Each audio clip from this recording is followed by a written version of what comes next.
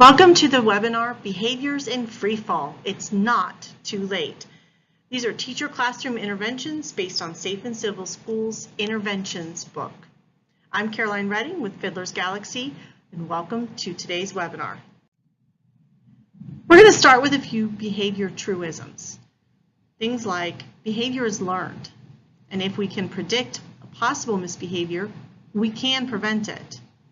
Behavior that is monitored tends to improve.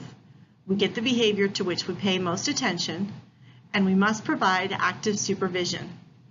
Behavior momentum is behavior gets on a roll. So responsible behavior can lead to more responsible behavior, which leads to even more responsible behavior, whereas irresponsible behavior can lead to more irresponsible behavior, which can exponentially increase and spread throughout a classroom. Proactive positive behavior interventions lead to long-term results. And that's our goal, is not just short-term stopping a behavior, but we want long-term changes.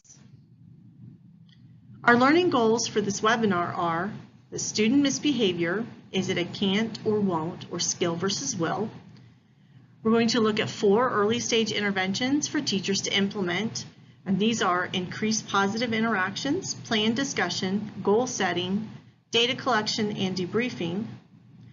Then we're going to look at types of data collection for behavior. And the last part is when to involve the problem-solving team.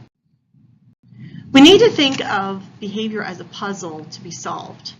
And we do problem solving in order to solve this puzzle.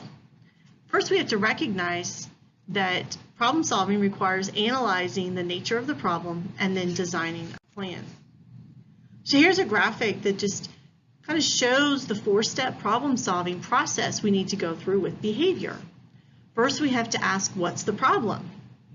That would be very specifically what behavior is occurring. And then we have to think, why is it occurring? And really the question is, what are we going to do about it? Then the 4th step is it working? And that's when we're collecting data that will show us if our interventions are working. So unfortunately, there's no magic wand for managing behaviors. I wish I could give you one, but there isn't. To manage behaviors, we have to put in the work or some elbow grease. If the only tool that you have is a hammer, then every problem will look like a nail. If you only have 1 or 2 strategies to managing behavior, every problem is you're going to use those strategies. They might not be working, so it's time to try something different. Let's look at skill versus will, or can't versus won't. What types of behaviors could be a can't do versus a won't do? So if you think about behaviors, which ones are they just don't have the knowledge and skill, or is it they don't want to do the expected behavior? So in can't versus won't, we need to think that a student could be highly motivated to engage in the behavior, but that they just don't have the skill in order to complete it or to do it. And rewards and motivators may imply that a child could do it if he or she really wanted to. And we say that a lot. Well, if they really want to, they could. But it leads us away from the realization that many children who do want to change their behavior just don't know what to do to change it. And so I love this little cartoon that says, we're encouraging people to become more involved in their own rescue, says the lifeguard as he's reading a book. And out there, the man is drowning. I'm sure the man was motivated to not drown, but if he doesn't have the skill to swim or to save himself, he's not going to be successful. And we have to take that thought with our kids. They may have all the motivation to do it and just not know how. So we have to think about, is the problem due to a skill deficit or just a performance deficit? Skill deficits are those can't do's, or they're just not able to. So the student may lack the ability or the skills to perform the appropriate behavior. The student may try and fail. And repeated failure without teacher praising effort may cause a student to give up and demonstrate apathy, or could even eventually lead to the student being defensive or defiant about the behavior. No matter the motivation provided or the reward promised, the student's not successful. The student may tell you things like, "I just don't know how to do this." Or you could see students asking many questions, seeking instructions. So this can't do is different from an awareness problem, just so you know.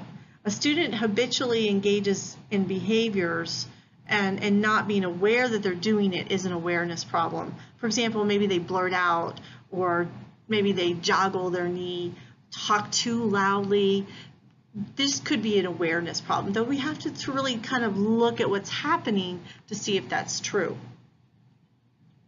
So when they have a skill deficit, we're going to teach them the needed behavior or social skill. We're not going to say, "I want you to go figure it out on your own." And we do this to students all the time. And we need to stop and really address, if it's a skill deficit, we need to meet the needs of that student and teach them what they need to know, give them the guidance. So an example might be a student with ADD who asks for clarification when instructed to clean up their desk. Maybe you have an autistic student who would do the same thing, very high functioning, or you have students in your class that have other executive functioning issues, and they just don't have the skills to do it without step-by-step instructions. So you might get a lot of questions of, "Where should I put this? Do I need to keep this? What should I do with this?" Telling the student to just think critically and make their own decisions can actually paralyze them. They're not sure what to do, and especially if they actually want to please you when they're trying to do the behavior, clean up their desk, you're going to paralyze them into some indecision. And this is because the student just doesn't have the skill yet to perform the activity or to make those determinations. Now, won't do is a performance deficit. The student has the ability, they have the knowledge, but they lack motivation. And they won't perform when certain conditions are present.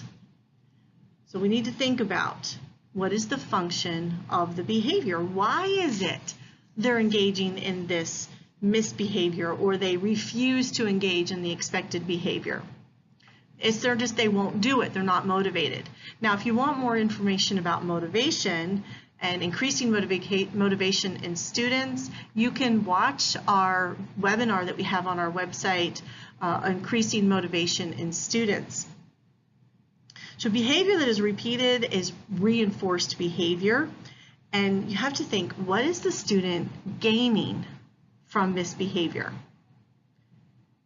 Before you develop a plan to deal with won't do behaviors, you have to develop a hypothesis of what the student is gaining from the misbehavior. For a deeper dive into that topic, you can also watch our chronic misbehavior webinar that is also found on our website.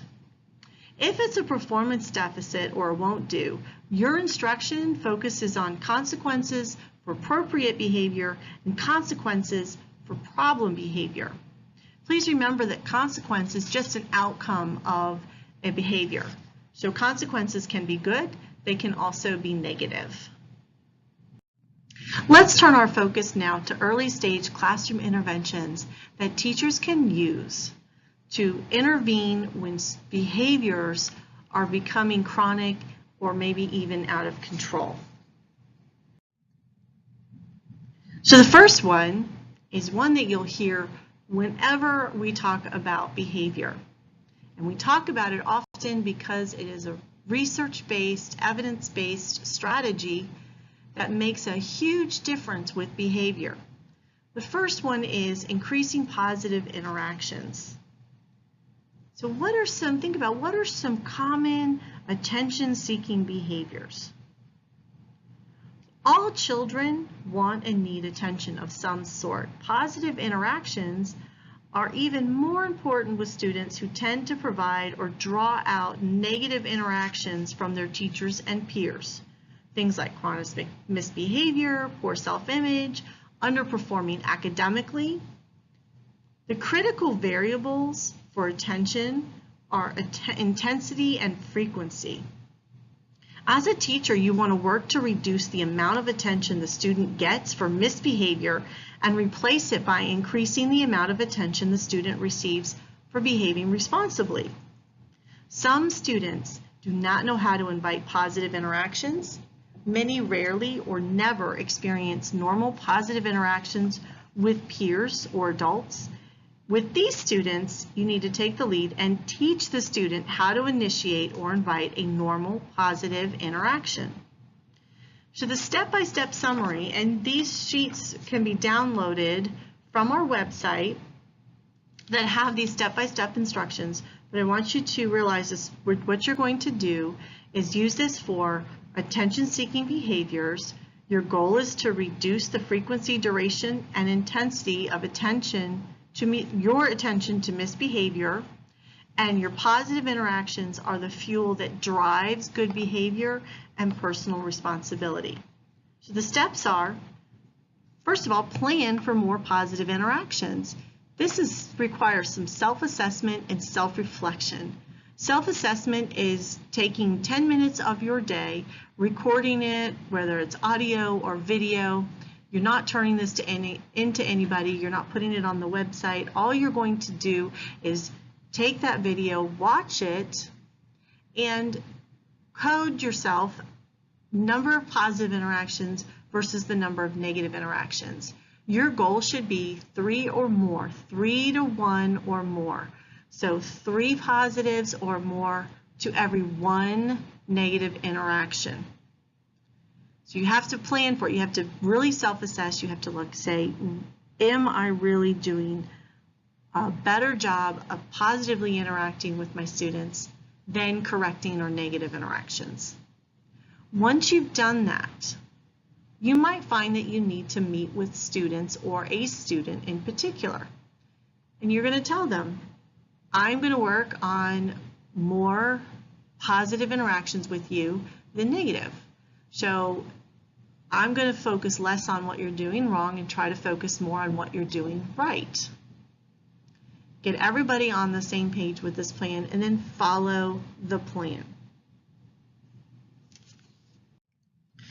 The next intervention that you could use, and most of these interventions are used with 1 or 2 students. They're rarely used whole class, though you absolutely could make a plan for increasing your positive interactions across a classroom.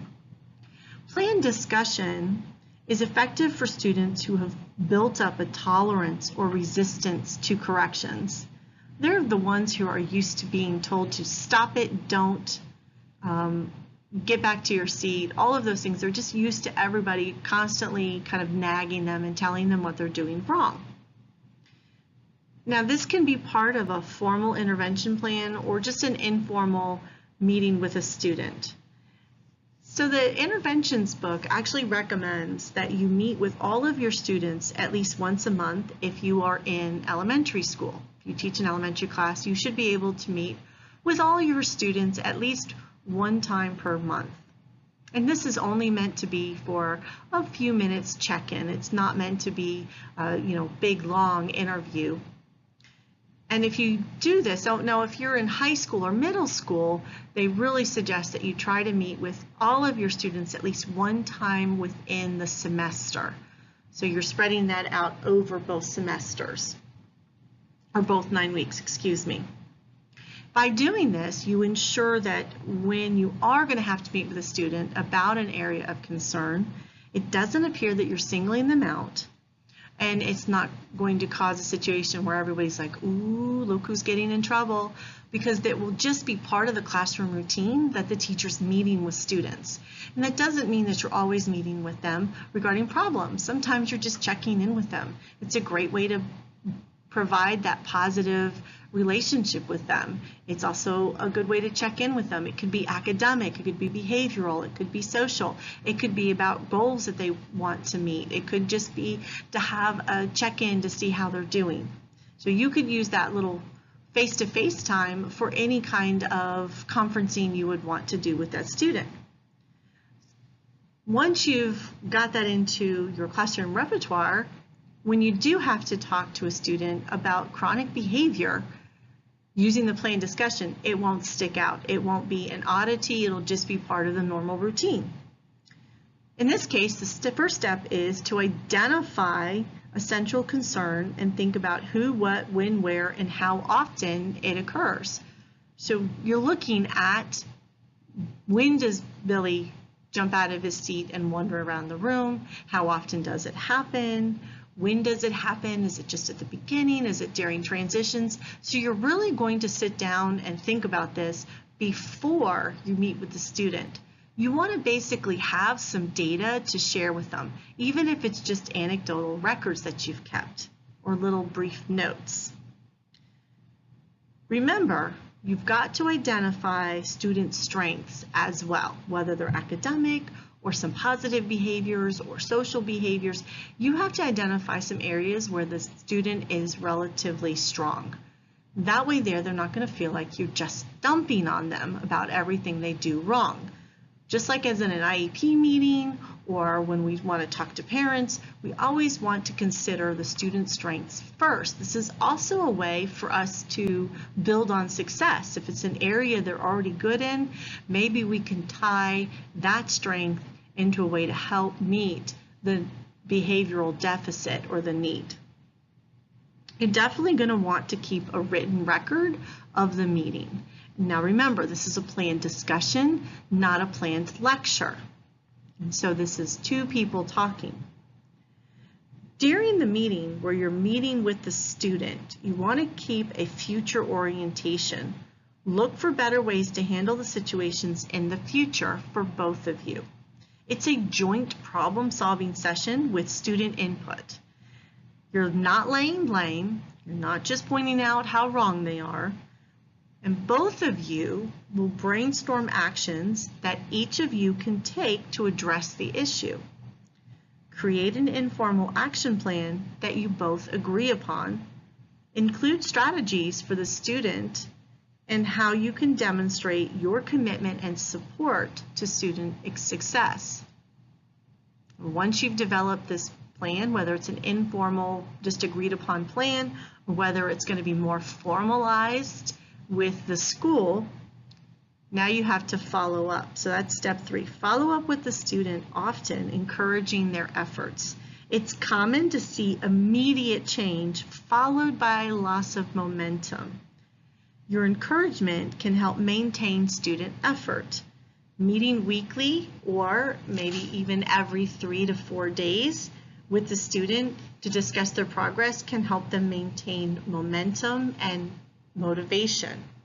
You're going to want to adjust the plan as necessary because you're going to talk about with the student what's working and what's not working. Don't stick with a plan if it's not working. Things need to be changed up. The goal is to change student behavior for the long term, not just for that moment. And again, this step-by-step summary is available for download in the handout section for this webinar. So the third intervention is goal setting. And goal setting is really effective in assisting students with just about any behavior or motivation-related problem. In this case, step 1 is develop a plan that begins with identifying the student's strengths, just like we did with the plan discussion. And you also need to think about what are the areas of critical need. That sometimes is extremely easy for teachers to come up with. But here we want to start with the strengths and then what are those areas of critical need. Identify what outcome you and the student hope to achieve. So when you reach this goal, this is what I hope to accomplish or gain. So I think about it this way. People start a diet and you may lose a few pounds in the short-term interim, right, the beginning. And then maybe you lose a little bit of momentum. And part of that is because you may have a goal of losing 20 pounds. But what I want to think about is when I've lost that 20 pounds, What is it I will have accomplished or gained? And just being able to say, ooh, I like the way the scale looks, isn't enough. So maybe in my case, I would say I want to gain better health. I want to be able to be more active. I want to have lower blood pressure. So there has to be a what am I going to gain? So if you're working with a student on a chronic behavior such as being disruptive or disrespectful, we have to think, okay, the goal is to have less disruptions. What are they going to gain from this? The what's in it for them. So you have to think about it. What is the good thing that's going to happen? Or is it just the teacher's life is going to be made easier? That's not enough to motivate them. Think about, is this going to be a short-term or long-term goal? Really, we want to focus on short-term goals, which are a year or less. Decide if you're going to embed corrective consequences, and then decide if you are going to, will they continue to be in play, and what happens if the student doesn't meet their goal. So think about all of those pieces up front.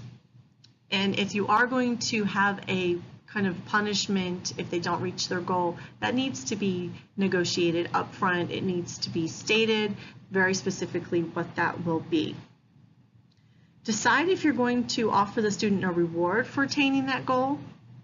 Typically, it's best not to include rewards as part of an intervention plan. Instead, build in lots of positive feedback. We don't want the student becoming over-reliant on expected rewards and then regress when the intervention and rewards are faded, because remember, the goal is long-term change.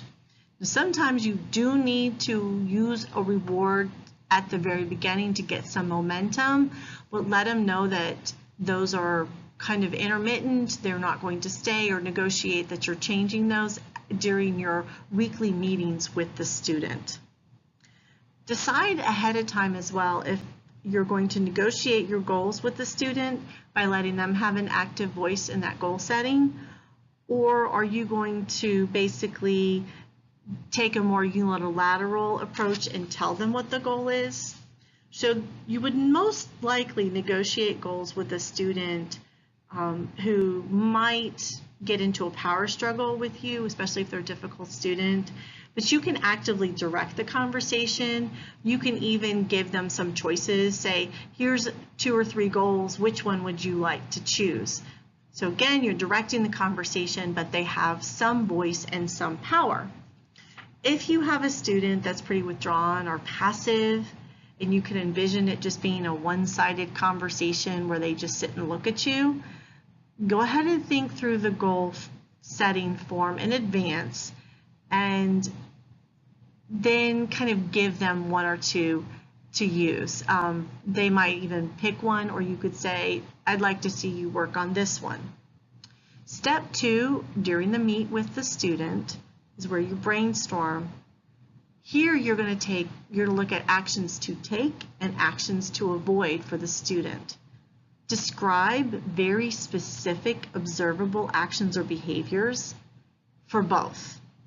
Translate value-laden words into specific actions to take. For example, be more responsible is too general. Describe specifically the actions that will demonstrate being more responsible. For example, actions to take might look like write all homework down in your planner each day at the beginning of class. Action to avoid might look like not turning in completed homework. Another example, action to take, wait until called on during class discussions to speak. Action to avoid, yelling or blurting out answers during class discussions. Very specific things that the students can avoid or do. So again, don't make them general. Like behave, what does that mean? I am behaving. Maybe not the way you want, but I am exhibiting behavior. Help the students select actions that they're willing to take to reach their goal. So you may have thought ahead of some things and brainstorm. This is, again, a discussion. Please understand that the student should have a lot of voice here. If you just hand the student a plan or goals that they're not invested in, they're going to go nowhere. They're not going to do them. Why bother? So help the students select the actions they're willing to take to reach their goals. Then identify how the adults around them, you included, can support the student in reaching their goal. Then set up regular times to review, discuss, and celebrate success. Step 3 is about providing frequent positive feedback when the student exhibits those goal behaviors. A tip is to label the goal in such a way using a positive trait that it's really observable to others.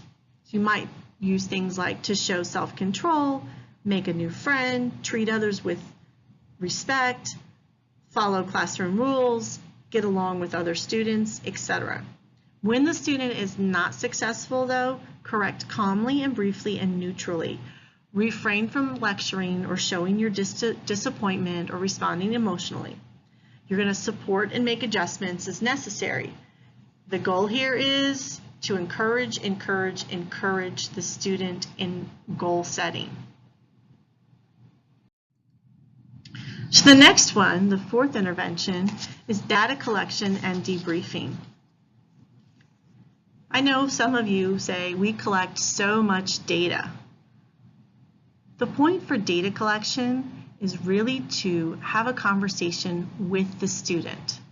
A lot of times we collect data, and we do have data chats with students, but with behavior, sometimes data can be a powerful motivator for a student to make changes.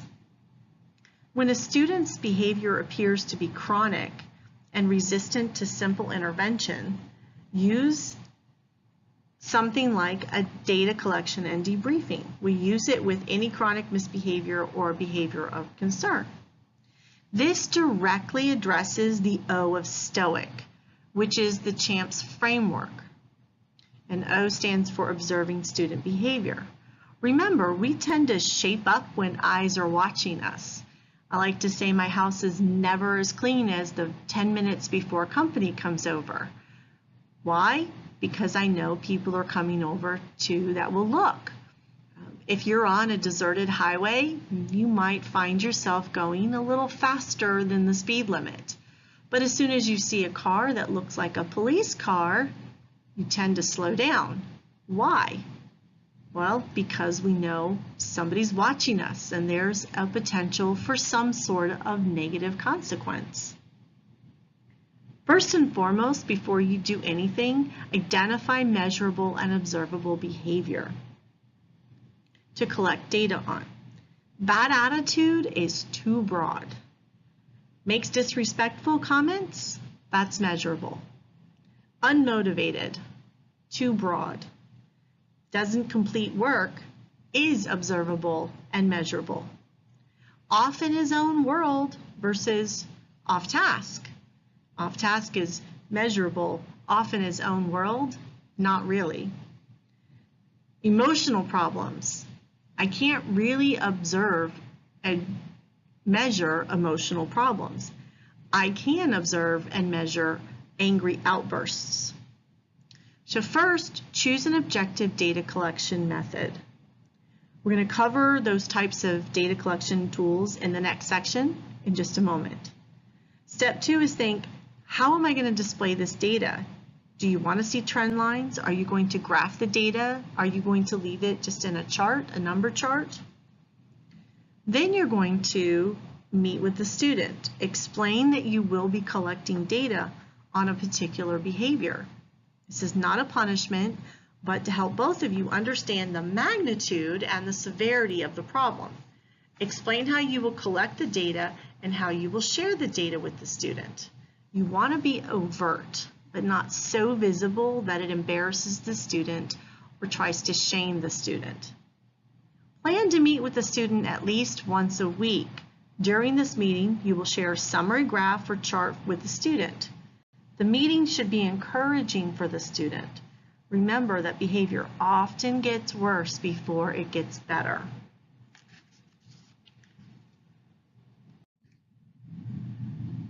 So as we wrap up this section of these 4 interventions, remember this rule of thumb. You need to implement for at least 10 consecutive school days to even think about determining is it working or not. You must collect some sort of ongoing data to determine is it successful or not. That could just be anecdotal records, it could be tally marks. However it is, you have to have some idea, are things getting better or not? And most importantly, be optimistic that the plan's going to work. If I'm not optimistic the plan could work, it's not going to, or not work as well as it could. So be an optimist prime, not a negatron. Let's talk about types of data collection that you could use. So the first one we have is the scatter plot. The scatter plot is used when behavior is situational or context driven. And it shows the interrelationship between 2 variables, such as the occurrence or lack of behavior during a particular activity or transition. It can be used to estimate the frequency of the behaviors across a school day, to determine the best times to observe the student. It could also be used to help identify patterns of behavior. And so we have some different behaviors here, like off task, out of seat, talking out, non-compliant. We have other. I would not use other because other is too broad. It's not specific. So we have things like times of the day, transitions, large group lectures, small group, independent work, paper pencil, worksheet or workbook, read aloud, reading silently, instructional game, media, and other. So you could put a lot of different things in here, and you would just either leave it blank if the behavior didn't occur. We could put a cross here if it was a low rate of behavior, or a filled in box if it's a persistent behavior. And then we could look at that across time and find, is there a pattern or relationship between the behavior and the context. Then we could collect what's called frequency data. And frequency data is just really the number of occurrences of a given behavior within a specific period of time. We would count the number of times the behavior occurs. You could use a tally sheet, you could do the paper clips. Some people like to put paper clips in your pocket and they just move it from one side to the other whenever the behavior occurs. They could put little rubber bands on your wrists and move those around using a piece of tape or a card, somehow just that you're going to count the number of times that it happens during a time period. And so we look and see that the frequency can go up and down, and we look at it over the intervention period. The next one is durational data. Durational data is really helpful if it's a behavior that doesn't occur regularly, but tends to last a long time when it does occur. So I'm thinking of, you may have a student who gets out of his seat. He gets out of his seat twice during a period, but he's out of that seat for 15 to 20 minutes at a time. If that's the case, then we would want to look at durational data, not frequency. Frequency, we could look at that and say, well, he only did it 2 times out of the entire period. But if we look at durational data, we might say, oh, but he was out of his seat 40 out of 60 minutes. That shows a different picture. So instead of counting, we would look at the duration of the behavior. Use a stopwatch, a wristwatch, or just even jot down the time the behavior begins and when it ends.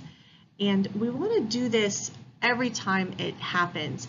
You could do it one of 2 ways. You could actually write down the duration for each incident, or you could just do a summative where you keep a stopwatch going, and every time it happens, you just hit start again, and when it stops, you hit stop, and just keep a continuous count, and that end of the day is the number of minutes or the duration that the behavior occurred. Now you do want to make a note somewhere of how often. So you might think about, okay, if he was at his seat 2 times for a total of 40 minutes, that's an average of, right, 20 minutes for each one. We could do that over the entire day or over the entire period by totaling up all the minutes for that day and then the number of behavior episodes to get an average duration of a behavior. So we could actually use that as well to see, is it on a trend either up, down, or flat. Latency data is a way to measure the amount of time it takes for a student to comply with or follow directions. You may have that student that you give the direction, everybody take out your notebook and open up to the next page so we can start taking our notes. And everybody in the classroom gets out their materials except for that one student. And latency data would then look at how long does it take for that student to comply. So we would again use a recording of time and just again keep track of that start-stop from the time that you gave your instruction to the time that it took them to comply. And you're going to record each of those durations. And again, you could do it by episode or average time. So those are some ways that you could collect data. A lot of people do frequency, but you might also want to think, really, do I need to use latency? Do I need to use durational data to really get a picture of what is going on with the student, especially if you're having those discussions and debriefing with the student? What's going to give the student an actual picture of what's going on? So when do we know if it's time for the problem-solving team?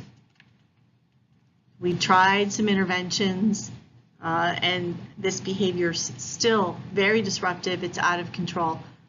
When can I take them to the problem-solving team where they're not going to send me back and say, try some more interventions? Well, when you've done the following. You've implemented consistent classroom expectations and classroom management. That's your STOIC/CHAMPS. That's Tier 1 universal.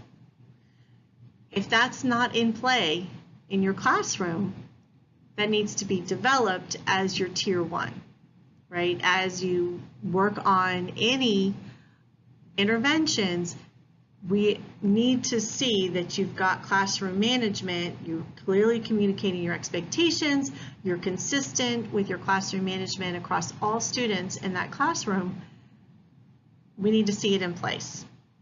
If you need some help with CHAMPS, Fiddlers does offer CHAMPS trainings throughout the school year. Just go to the Fiddlers website and look at the dates where CHAMPS is available, and feel free to sign up or even contact our office for specialized training if needed. So you've done that Tier 1. We're going to ask you, have you increased your positive interactions with the student? Are you consistently striving for 3 to 1 and getting pretty close? Right? That's going to be one of our first things that we talked about. That's one of our interventions. And then, have you implemented 1 to 2 of the other early stage classroom interventions? Plan discussion, goal setting, or data collection. When you've done those and behavior hasn't improved and you've kept your data, you've kept your notes from your meetings, you've given it your best shot, you've done it with fidelity, you've kept all those notes and behavior's not improving, then it's time for the problem-solving team. Or, there's kind of an or here. If the student has been Baker acted, whether it's from school or from home, we need to talk to the problem-solving team. If the student has a history of unstable living conditions, so for example, they have been in multiple foster homes within the same year, there's multiple guardians, they've bounced back and forth between their aunt's house, their grandmother's house, their dad's house, their mother's house, their aunt's sister or aunt's daughter's boyfriend's sister's house, and all those scenarios, if they're not having a consistent living conditions, there's an unstable living condition, there's homelessness going on, we might want to take that to the problem-solving team to look at with something more going on with the student. We're going to get them involved. If there's been a psychiatric evaluation with an established condition, so such as bipolar, sociopath, schizophrenia, etc., any of those, then it's time for the problem-solving team. And if the student has over 245 ODRs in the first semester, we probably need to talk to the problem-solving team. Though please don't say, well, I wrote 245 ODRs, that should be enough. No, the ODRs would be coming from multiple places across campus, across teachers, that this would be just a student that's obviously giving everybody a run for their money. Then it would be time to consult the problem-solving team. And I want to just remind you that although you're not the cause of the problem, you do represent a student's best hope for learning to behave more responsibly. Therefore, please don't ever give up.